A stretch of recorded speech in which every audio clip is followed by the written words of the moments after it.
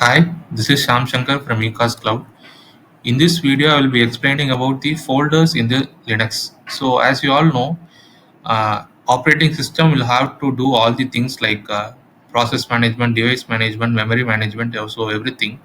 So, by default, in operating system, there will be many files and folders so that the operating system can run properly. So, for example, I am in my Windows system.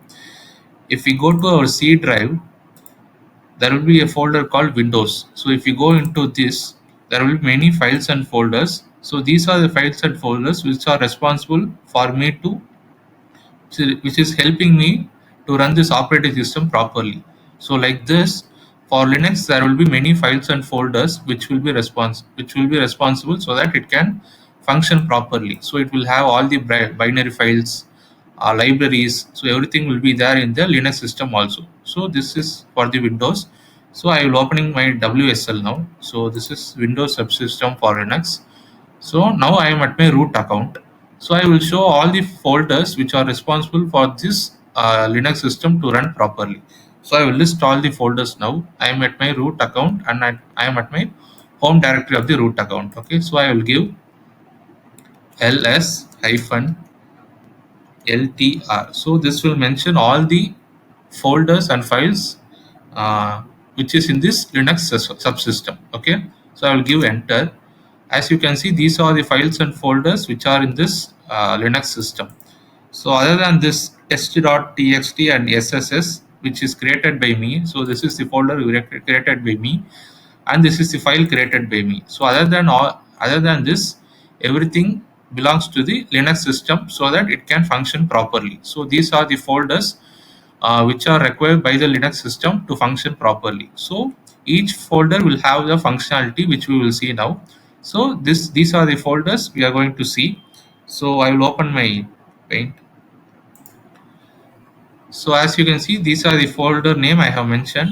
It will be in Linux thing also. So we are going to see one by one. So the first folder we are going to see is called /sbin. So here you can see there will be sbin. So okay, so sbin is nothing but system binaries. So this folder will have all the system binaries. So it will have all in Linux we have something called root account and user account, right? So this folder will have all the administrative commands or the system binary files that you can use to manage the system, and mainly root account. So this sbin folder will have all the system binaries which are required to manage this root account. So like we want to add a user, uh, you have to use using the root account, right? So these are the this folder will have all the libraries, so binary files for this to happen. So the next folder is called /lib. So this will have all the libraries used by Linux kernel. As you all know, in Linux we have something called kernel in the structure of Linux, and it will have all the libraries used by Linux kernel, and it will have all the system core functionality. It will have all the files related to system core functionality, and for booting the process. So for starting the system, it will have all the files. So this is about lib folder. So then we have something called boot. So this will hold all the files. So boot file folder will have all the files to start or restart the system. So we have to start, and we can restart the system also, Linux system or Windows system, everything. So this boot folder is responsible, and it will hold all the files to start or restart the Linux system. Okay, then we have something called /bin folder. So /sbin will have all the system libraries for the administrative account. So for admin, it will have all the administrative command for the root account, whereas in bin folder we have all the user binaries and all the basic operating system operation done by users, like making directory, ls, copying files from one folder to another folder. So these are the basic things, right? So this folder will have all the binary files related to the user account, like creating a folder, copying a folder, listing the files in the folder, or all those things. All those binary files will be under this /bin folder. Then we have something called USR. So this USR is nothing but this is the parent folder for the SBIN, the first one we saw and the previous one we saw, and the bin. Now I will show in my Linux system.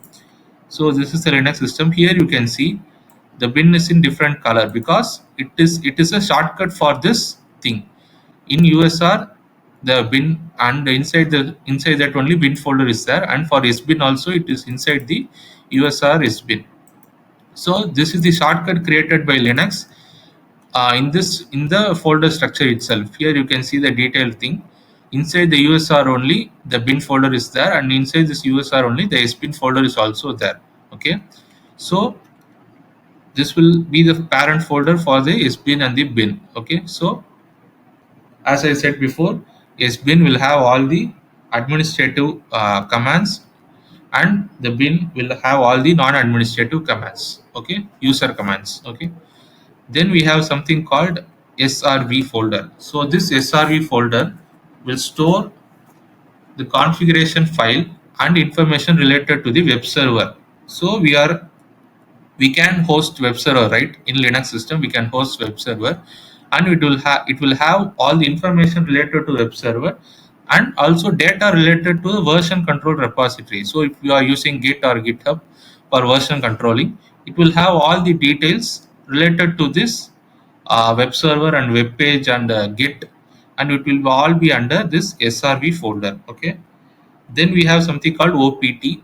This is very important folder because in our Linux system we have to install many third-party dependencies.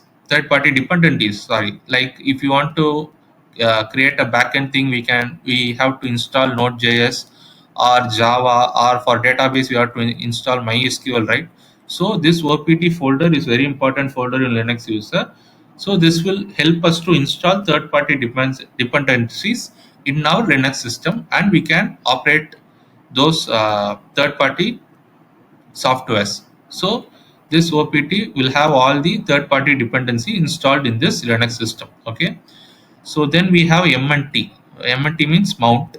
So this will help us to manage our file system, and it will help us to do memory management. So operating system will do memory management, device management, process management. Everything will be done by operating system, right? So in Linux, this folder will take care of the memory management, and if you want to mount new volumes, if you want to mount a new storage means, so this folder will act here for this Linux operating system.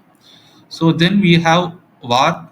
So this is the folder where we usually host website, like slash var slash www slash html, and inside that we will host all the html, css, javascript code, and it is also used to store log files also. So slash var is used to store log files, and it is also used to host our web server in the in this Linux operating system. So this is about the var file. So then we have something called home.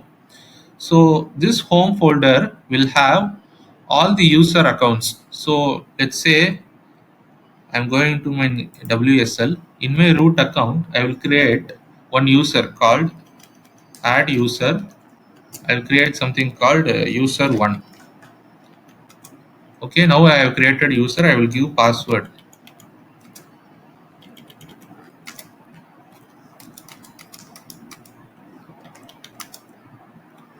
Now I clear my screen. So now I created a user called user1. Okay, now if I list the folders, as you can see all the folders I have showed.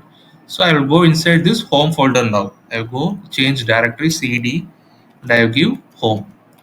Now I am inside this home folder. Now I will list all the files now. Here you can see this is the user now I have created. These are the users which is there before itself.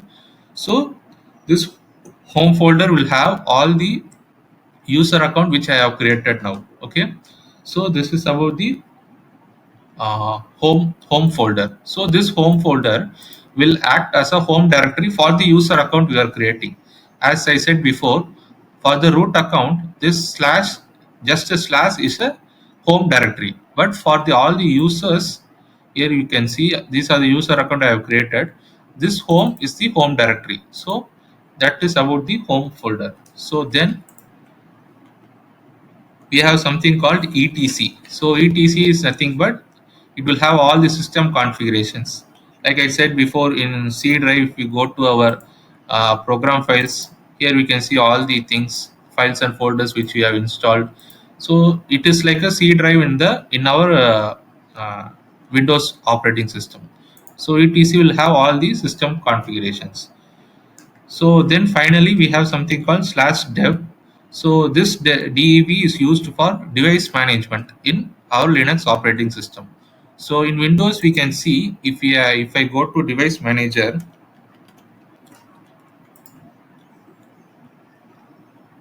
here you can see all the hardware I am using. So these are the hardware I am using, right? So this device manager is managing all the device, all the hardwares here, camera, battery, Bluetooth, everything is managed by this device manager in my Windows operating system. Like this, for Linux operating system, we have something in this folder. So this folder will have all the hardware drives. So hardware driver. So for example, if you are adding a printer to our operating system, you have to install a driver, right? So these are the things which will be take care of in this /dev folder, and it will have all the device management. It will have all the drivers. If you are using fax or printer, it will have all the drivers inside this folder only. So these are the most important folder which help us to use this Linux system, and these are the important folders which is making the Linux system run properly. So these are the main folders in the Linux system. So thank you.